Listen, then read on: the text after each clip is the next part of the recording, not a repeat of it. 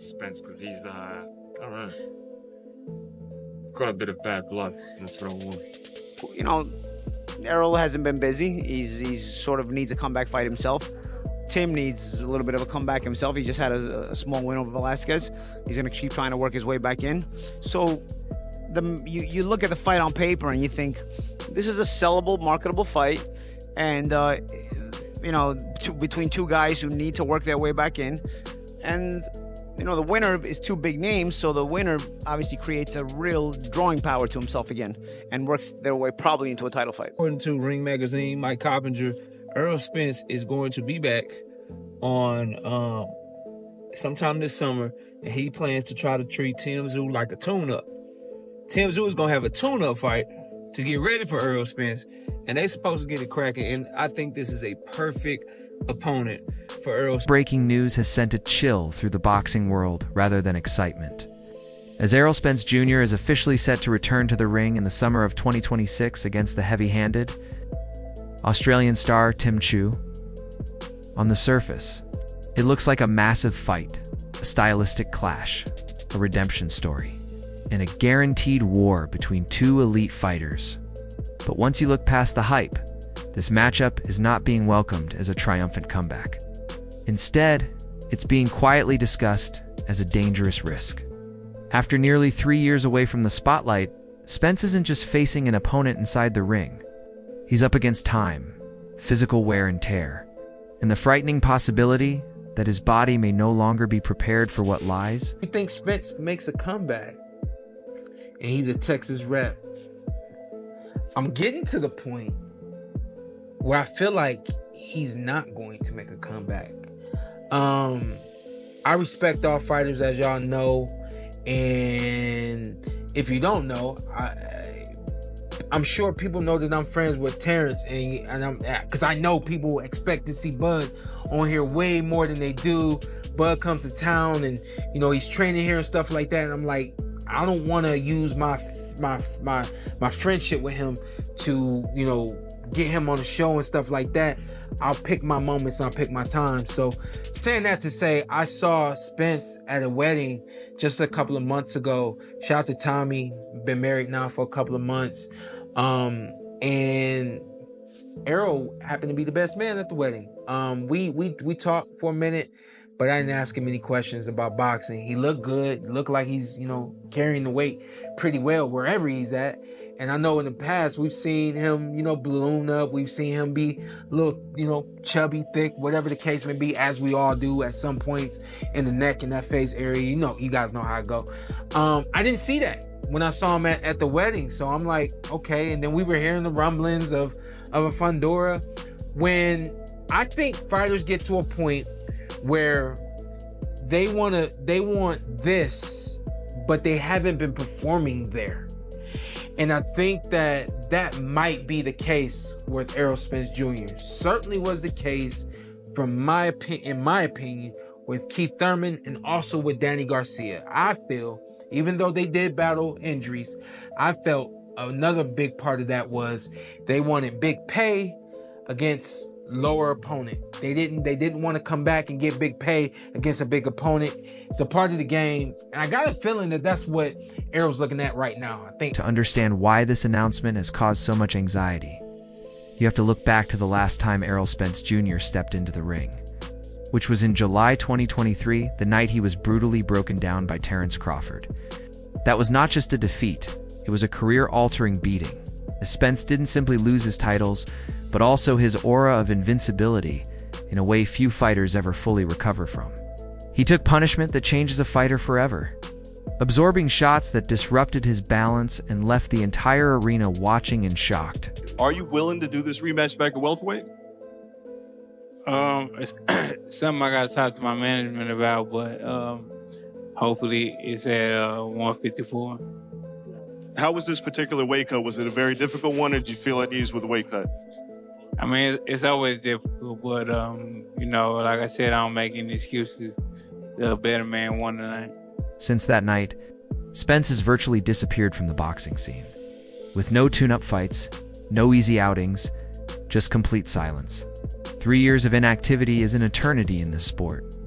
where muscles fade, reflexes slow, and the split-second instincts that once avoided punches can turn into taking clean shots to the chin. Most fighters returning from such a long layoff would choose a safer fight to knock off the rust.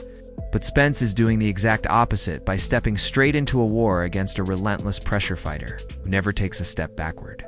That decision has ignited serious debate about who is guiding his career and whether those advisors truly have his long-term well-being in mind. If he makes a comeback, this unfortunately is the one thing that I do know. Most fighters walk away until they have to come back, and usually it's the finance situation that brings them back. Certainly hope that doesn't end up being the case with Errol. If I had to bet on it right now, I would bet that Errol makes a comeback. I would bet that Errol makes a comeback because what we saw from him in his last match against Terence Crawford, that was just how that fight went. But at the end of the day, and we can tell by how he kept getting up, that ain't who he is. And he ain't going out like that. So that being said, I guess I said a whole lot.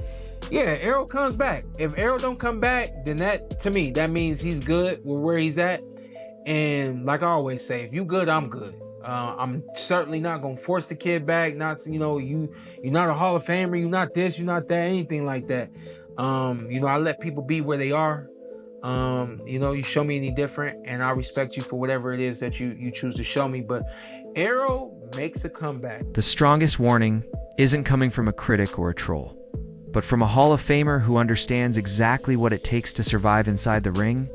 Timothy Bradley didn't hold back when he heard the rumors. And instead of analyzing the matchup or debating the odds, he openly urged Spence to walk away. Bradley, a fighter who built his reputation on toughness and resilience, looks at Spence and sees someone who has already given more than enough to the sport. Spence fight for the longest. I think we all been waiting on it. When it's going to get announced, when it's going to happen. Maybe we have something now within, a few months. I'm not sure. But anyways, I'm going to let y'all know right now. Errol Spence don't need boxing.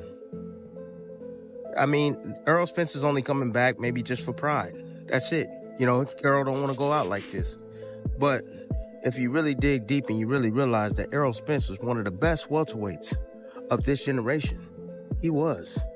Beyond the health concerns, there is also a serious stylistic issue that former champion Paulie Malignaggi has highlighted. If you were trying to create the worst possible opponent for a fighter dealing with ring rust and timing problems, Tim Tszyu would be the result. Errol Spence Jr.'s style has always depended on sharp timing and precise distance control, breaking opponents down methodically over time. But timing is the first thing to disappear when a fighter spends 3 years out of the ring. If Tim Tszyu fought Errol Spence Jr., who would win? Who do you think would win? Because Again, it's too many variables with Spence. The one positive variable is he says at a 154 he's going to be stronger. He doesn't have to struggle to make the weight, and he was, it was pretty known news around the business that Spence struggled a lot to make 147. So the one positive, the argument for Spence is at 154 he's more fresh. He's going to be able to breathe a little bit into his body, and it'll be a better version of Errol Spence.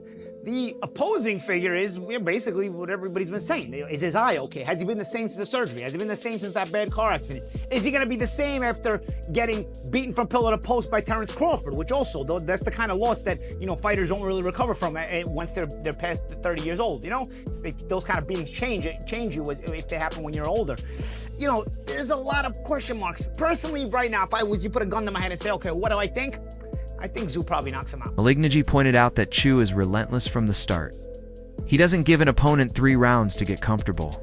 He's in your face from the opening bell, throwing heavy, punishing shots that demand instant reactions. If Spence is even a fraction of a second slow, which is highly likely after a 3-year layoff, he's going to be hit hard right away. There's no feeling out period with Tszyu. Malignaggi warned that Tszyu's team fully understands this. They aren't taking the fight because they believe Spence is at his best. They're taking it because they see him as vulnerable. They see a legendary fighter with a slowed body and a fragile chin, and they are prepared to exploit every bit of inactivity he has endured. Errol hasn't been busy. He's sort of needs a comeback fight himself. Tim needs a little bit of a comeback himself. He just had a small win over Velasquez. He's going to keep trying to work his way back in. So you look at the fight on paper and you think This is a sellable, marketable fight, and between two guys who need to work their way back in, and the winner is two big names, so the winner obviously creates a real drawing power to himself again, and works their way probably into a title. So here we are, summer 2026 is the target, and reports say the contracts are nearly finalized. Errol Spence Jr. is set to return, aiming to remind the world of who he is. But the question remains, is this an act of extraordinary courage or a dangerous delusion? Fans love a redemption story and want to believe that Spence can rise from the ashes of the Crawford defeat to prove everyone wrong. Yet sometimes the bravest thing a fighter can do is face the mirror and accept that the war may already be over. Right? People want to see if he's still the same. Can he still have it after he suffered that devastating loss to Terence Crawford? And on top of that, he parted ways with the only trainer he knew as a professional in Derrick James, well-renowned multi-time trainer of the year, future Hall of Famer, and Derrick James, right? So I truly, truly believe that because of all of those factors, Errol Spence and the fans here in the States deserve to see Errol Spence make his ring return here in the States. You know what I'm saying? Not in Australia, it's so far ahead on the schedule, on the clock. You don't even, like, it's so far away, the hours, like, so it just makes it not easy to watch, but again, it is what it is, right? Or whatever they got to do to pay. This fight goes ahead. The world will be watching, not just for the knockouts or the skill on display, but with our hands over our eyes, hoping that Errol Spence Jr. walks out of the ring the same way he walked in, on his own 2 feet. In a sport that rarely offers happy endings, this one feels like it could tip into disaster. But we want to hear from you. What do you think about Errol Spence returning to face Tim Tszyu? Is this the right move for him, or should he hang up the gloves for good? Let us know in the comments. That's all for today's video. If you enjoyed it, don't forget to leave a like, subscribe, and hit the bell icon so you never miss our upcoming content. Share your thoughts below, stay tuned, and we'll see you in the next video.